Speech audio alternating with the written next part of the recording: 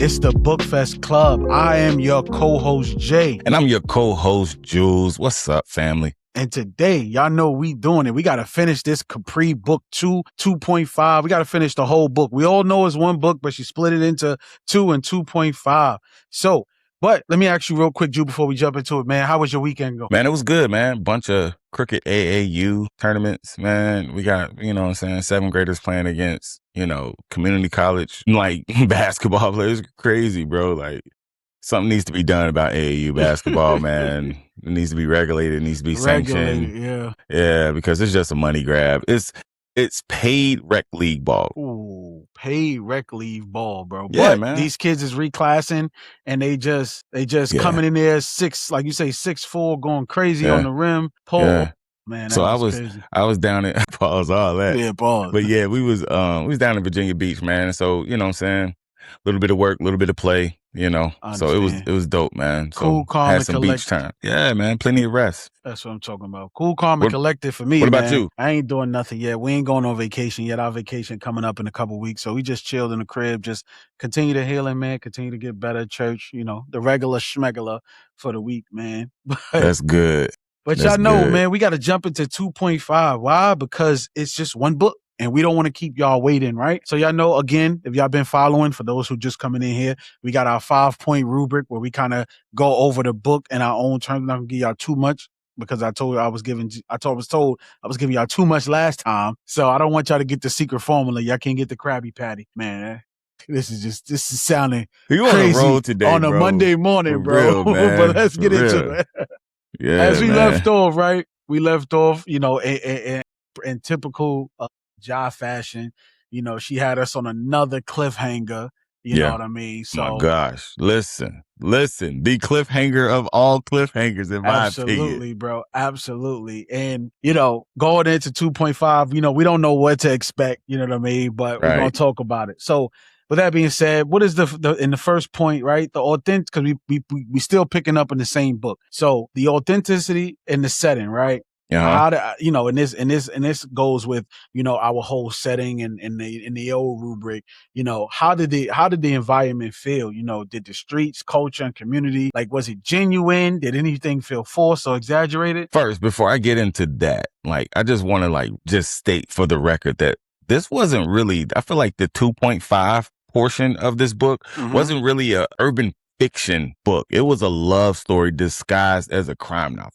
Ooh. Let's be clear. The action is there. The politics are there. The blackmail is there. But at its core, this book is about people desperately, they're trying to hold on to the people they love while everything around them is falling apart. Right. You know what I'm saying? And somehow, man, this wedding that took place, and we're going to get into it, this wedding had me more emotional than the shootouts did. And so this joint had me all booed up. So if you got some tea, you got some coffee, you got your favorite blanket, this is the book that you want to cuddle up and lock in with. And so to your point, man, you was talking about the setting and the authenticity, the originality, man. Of course.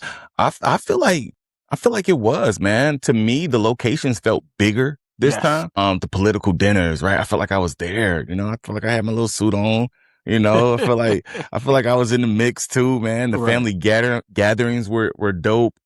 The wedding venue, they escalated. They upgraded. Playing behind her back too. Yeah, to give her what she wanted, because Mia says she deserves everything, right? And he was like, yo, she deserved the world for everything she's been through. She always wanted a small jump. We got to do it for her because she's been going through so much. We got to do it big. We got to take it to the next level. And I need all hands on deck on this one. So look how he did it big. He went and bought a villa. Quamir goes and buys their own villa and starts their own tradition.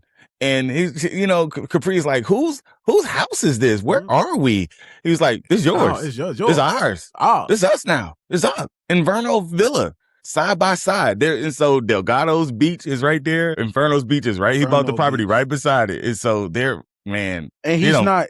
He's not trying to separate from her family. He's not trying to separate from her family. He's trying to build his foundation and his family while intermingling their families together. It strengthens both families. It strengthens both sides. So it's not like he's trying to rip her away from her family. He's just trying to bring everybody together while still building the Inferno legacy, because at the end of the day, she's taking the last name of Inferno. Absolutely. And just going back to the settings, the government offices, right? Yes. Like the assistants coming in, Skylar, Brandy, Amy, and all the Brandy. Yeah, it's just like, man, I felt like I was in the office. I felt like it smelt like, when I was listening to it smelt like office, right? It smelt like government office, and the world just feels like it's expanding beyond the neighborhood, right? No more clubs, smoking guns, and you know what I'm saying? Yeah. Just the street scenes. You know, you get that, but now you got to throw on your suit and tie. Yeah. This is a polished up Delgado book right here. Like you're gonna have to put that suit on, man. You're gonna have to put those Scooby-Doos, as the hoes say, them Scooby-Doos on, man. Them church shoes. You're gonna have to put them church shoes on, man. You can't biker vest your way into this one, man. Yeah, man. The Delgado universe feels bigger than ever. Pause, man. It's just, bro. I feel like the authenticity was there, bro. It smelled authentic. The offices all the way down to the beachfronts, man. I felt like she nailed it. Yeah. And what about the character development? We spoke about this in book 2, as we know that this is still a one book, but you know, we still going to move the characters along because they have to develop throughout the story, right? How did you feel about all of the characters, you know, growth in this one? Or did anybody change up? You know, who felt the most real to you and what made them believable? I gotta go back to Capri, man. I know the book is about Capri. However, like, Capri continues to evolve. Let's talk about it. Like, for real. She's no longer just surviving, right? She's thriving. She's the assistant DA. Man, we're going to figure out how she got that position, but you know what I'm saying? She has the credentials. Absolutely. Right? She passed the bar. She's a lawyer. You know what I'm saying? She's getting back into her lawyer era right now. You know what I'm saying? Street era is in a way coming to an end. And now, you know what I'm saying? She's putting on another hat. She's putting on that lawyer hat. She's a mother. She's about to become a mother. She becomes a wife in this book. She's the future Delgado. Scratch that. Just not a Delgado queen. She's an Inferno goddess. Inferno goddess. New reference. And yet she's still vulnerable enough to cry when Pretty Rings come on the radio and she in the car and Peach catches like, Daddy, she's crying. You know what I'm saying? She's crying. You know what I'm saying? That felt real, man. It did. You know what I'm it did. Because there's songs that come on that, like, my wife and I, you know, hold dear. And, you know what I'm saying? I get a little choked up, you know. But I feel like Quamir made an attempt to steal a book. He made an attempt, you know, his love gestures, his singing, his singing, you know, and I think he did. I think he stole a book. I think for me, the Amy and Capella relationship, I think those two characters kind of sat with me in this book, and we'll talk about the ending. Amy is just read hard on that one. You know what I mean? But I think their relationship, them splitting up and needing Amy just crashing out, all of these things has happened. That's what made it most believable to me, because she's suffering from postpartum, right?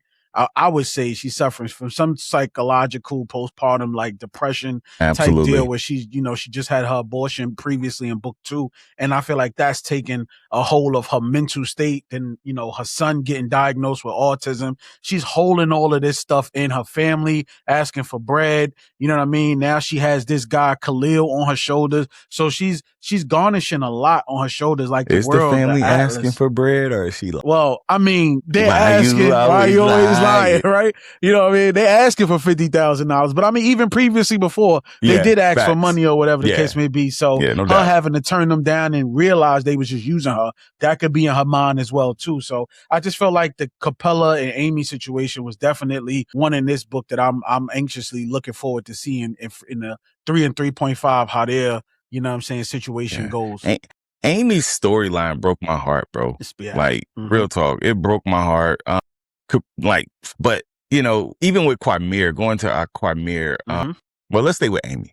Okay. She's carrying guilt, you know, because she's 2-time in the Delgado family. Absolutely. You know what I'm saying? You taking money out the account, not telling Chubbs about it, man. It's crazy.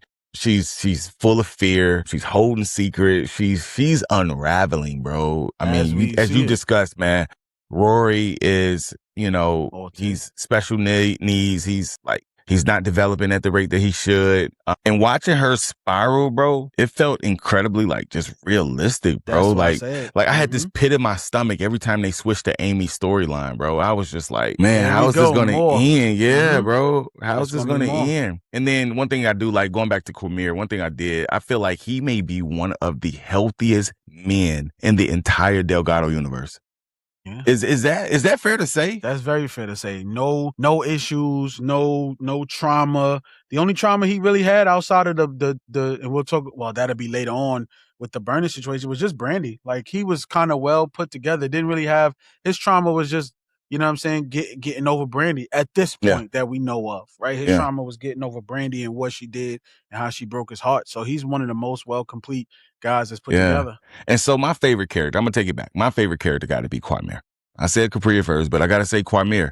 My most frustrating character is Amy. Same.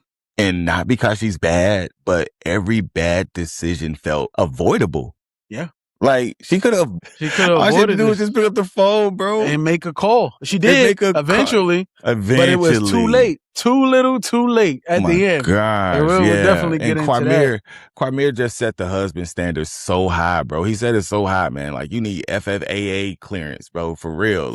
For this like one. he set this joint high, and so like I was glad to get back and refresh in this book, because I just love how Jahquel writes the men's and the husbands. Like, they full of integrity.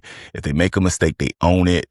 They hold one another accountable, and so yeah, man. The characters. And in this book, to give you a 1 minute synopsis, right? We're flashback, and we know now why this has to happen, right? We know that Governor Johnson, who is the governor, is 40's brother, black man, and he's being charged, or he's got these allegations of having pornography on his laptop or whatever the case may be. And he's adamant he won't step down, right? And 40's has a vested interest in this, because we learned that Governor Johnson is 40's brother, right? And he is not going to go down. He's not going to let his brother go down, without a fight. So that's the premise of the story. Morgan is the protagonist, antagonist, right? And we find out that Morgan teamed up with Trilla back in the day to take down Cap and send him to prison. But Morgan has his own demons. He's married, but he loves, I guess, foreign women, because black women, Cuban women, Spanish women, they all turn him on, right? This is how he has Jesse. He has Jesse with a Cuban baby. He cheats on his wife, and now he wants to strike a relationship with Capri.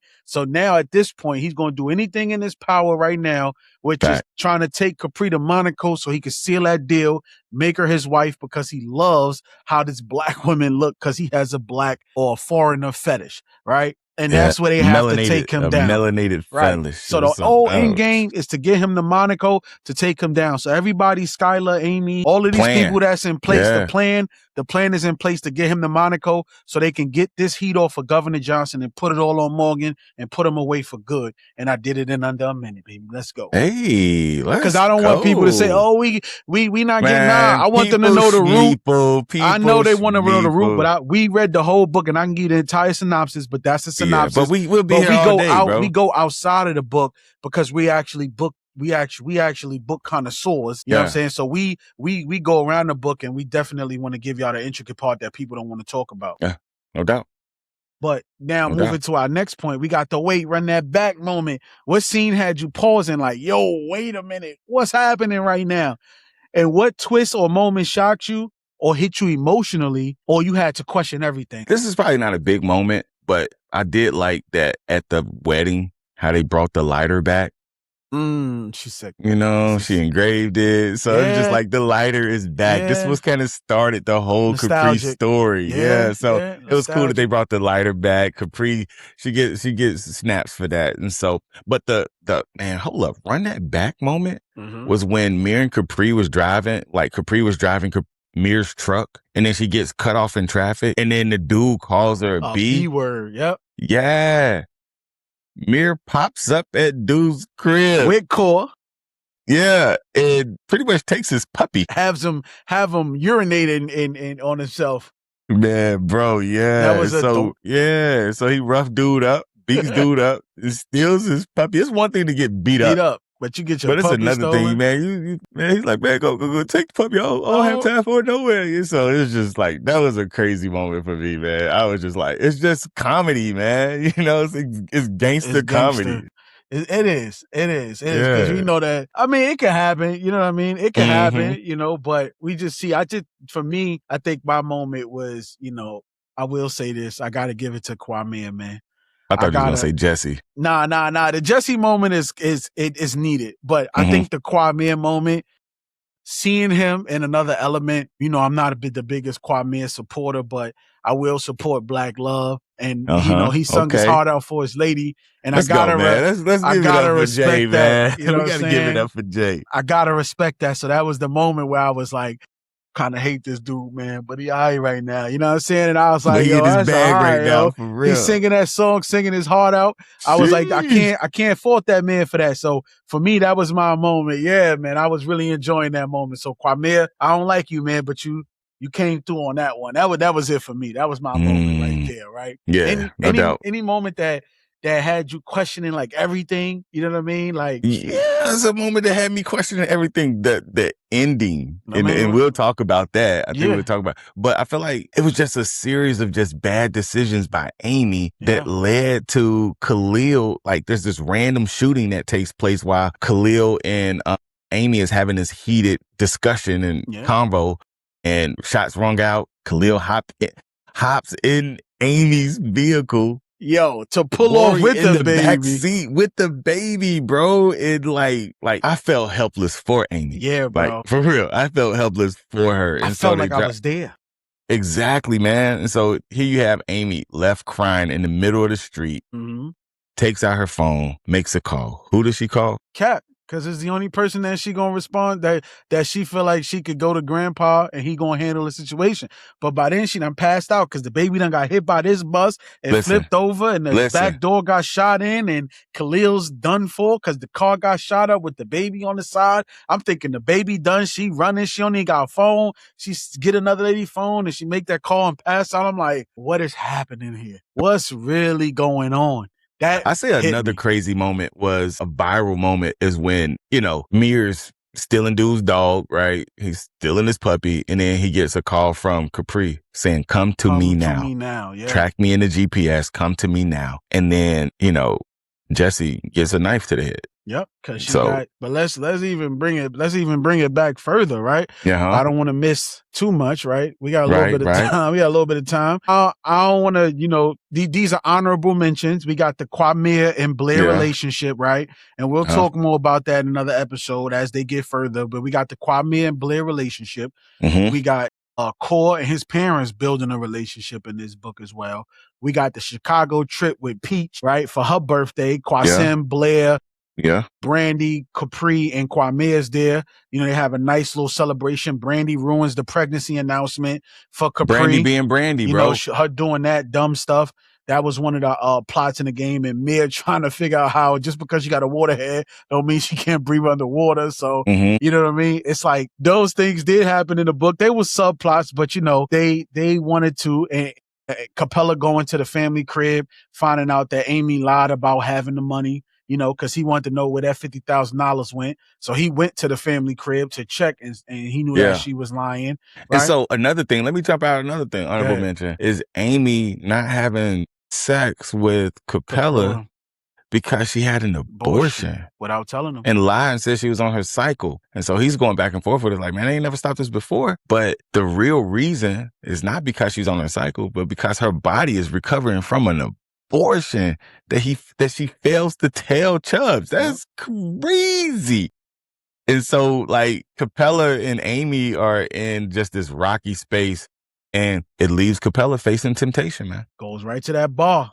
And you know what I'm saying? He want to holler at Shantae because you see that low, and Kwasim try to put him on game like, yo, whatever you and your lady going through, this is not going to make it better, bro. This is not going to make it better. And if it's easy for you to do this right now, then you don't need to be in no relationship, basically. Real talk. Because every time you get mad, you're going to come over here and deal with a woman. You know what I mean? So, but like you was talking about, we could get into it, man. The Brandy situation. What did you think about her taking a knife to the head, Blair stabbing her right in the dome? I didn't see Blair being the culprit. Me neither. I thought it would have been Zoya. Yeah, I didn't see Blair. Man, listen. Blair had a lot of stress in her head, and then she put stress in the family, and then, you know, she she looks at Capri as her best friend. Absolutely. And she's riding for her best friend. And oh man, I just didn't see it coming, because up until this point, they kind of painted Blair as, like, I don't want to say weak, because she's fighting cancer. Absolutely. All right. And so she's strong. However, when it comes to this street stuff, that ain't her lane, really, as it seems, you know. However, we see what lengths she will go to protect the family. And it ended up in a knife in the head, man. And it ended like, I felt like them in that whole house situation, even Tasha coming downstairs, like, she just got this horrific look on her face because something happened upstairs. You know, something horrific happened. And she was like, yo, I never seen nothing like that. You know what I mean? And I know later on the books it's going to be explained. I know what's going to happen because I kind of got there right now. But it's just like, I like the with flashbacks. So even though I know what's happening upstairs, I don't want to ruin it for everybody. But she just seen something horrific. Somebody got killed in the worst way upstairs. Somebody got unalived. And that sent Tasha downstairs in a complete stoic shock. She didn't care what was happening around her. And she just was like, yo, what is happening? But that's not the big thing, right? And before we get out of here, man, the big thing is Brandy. I feel like Brandy in this book, towards this part, she kind of makes the rest of this story go as well, right? How so? Because we find out that this chick got to nerve to be dealing with Tookie. Not Blair. I said Blair. Brandy. And we find out that Blair was messing with Tookie. Blair used to be with Tookie. Now Brandy is with Tookie. True. That's true. Oof. Yeah. Right there, man. That's what you sad. think about that? And, man, it don't surprise me. Brandy is. I know what you want to say. But we gotta keep it PG, right? Brandy is just, man, she's a sad excuse for a woman, bro. Like, for real.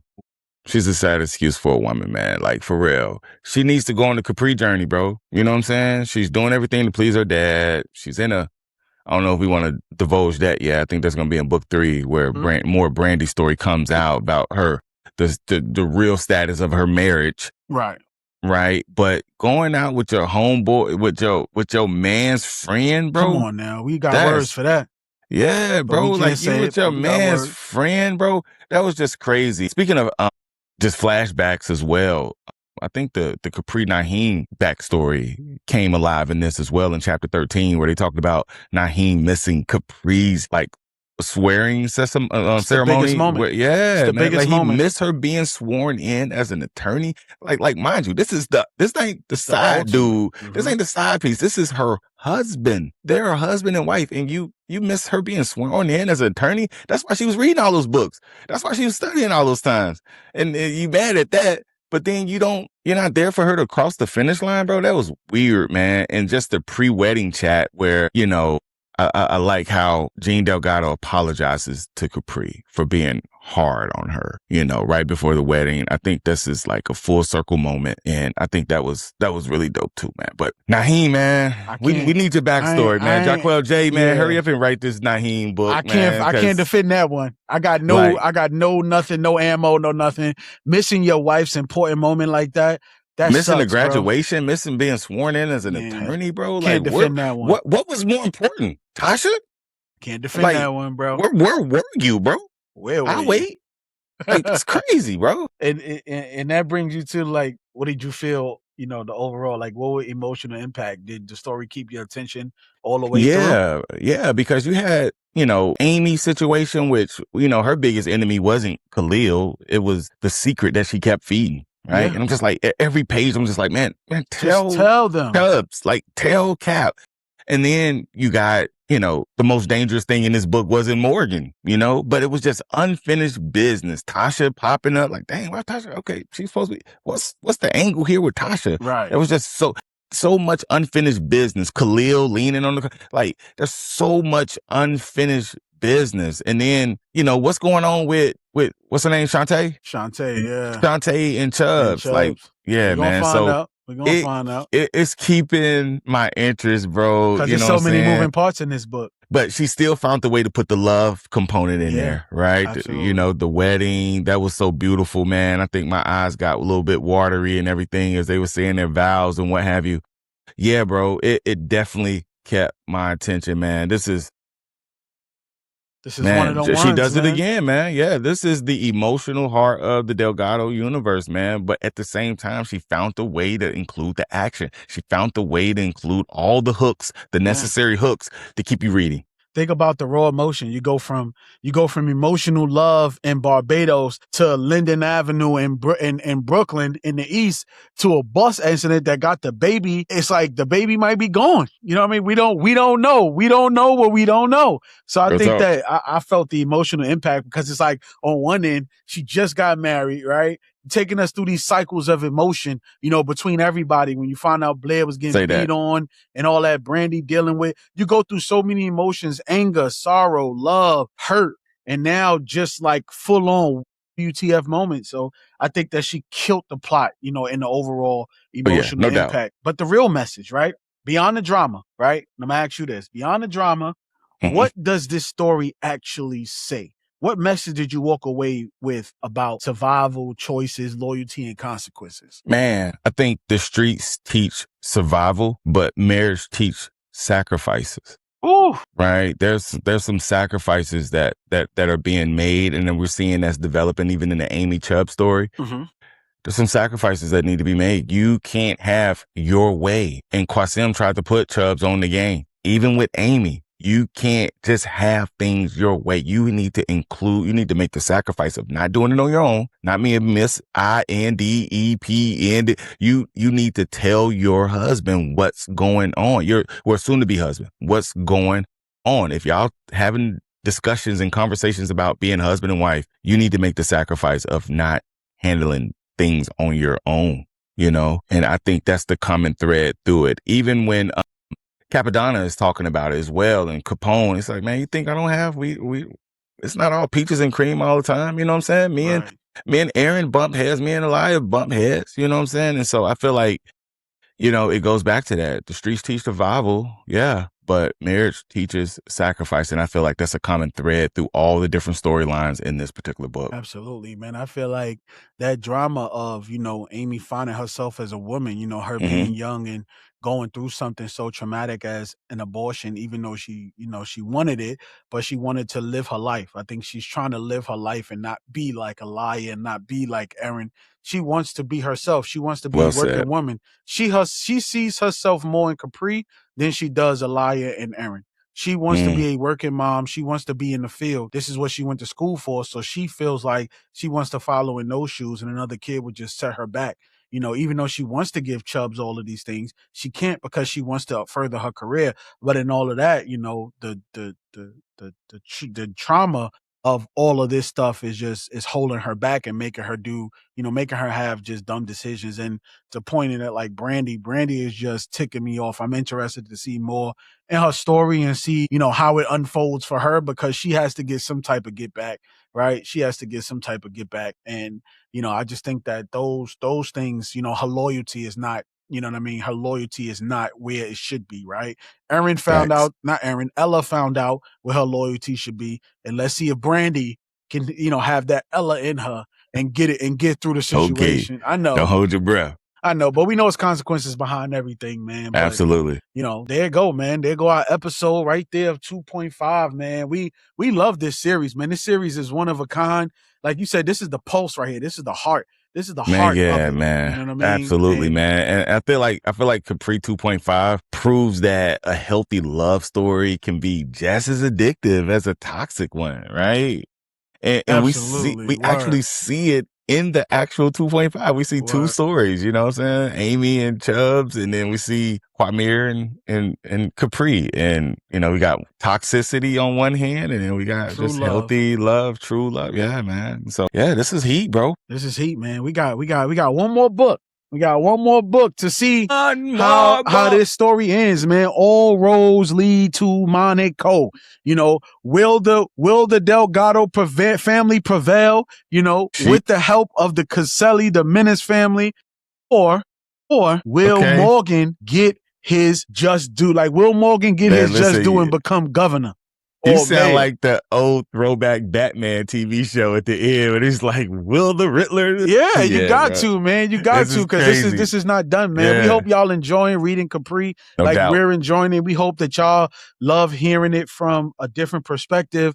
And we just gonna the keep male giving, perspective. the male Let's just put it out there. The male perspective, you know right? Make sure y'all go get y'all merch. And make man. sure the you get your merch, found man. on our store. You see the link in the description exactly. below. If you a book connoisseur and you got too many books, but you don't have enough shelf, you shellfish, right? And what other way to show that you're shellfish by getting you one of these from the Book Fest Club clothing merch store. You know what I mean? Doubt. The link will be in the bio. We appreciate everybody, man. Until next time, I'm the speaker, Rod J. You got Jules the architect. Architect, baby. Until next time, man. Peace. Peace.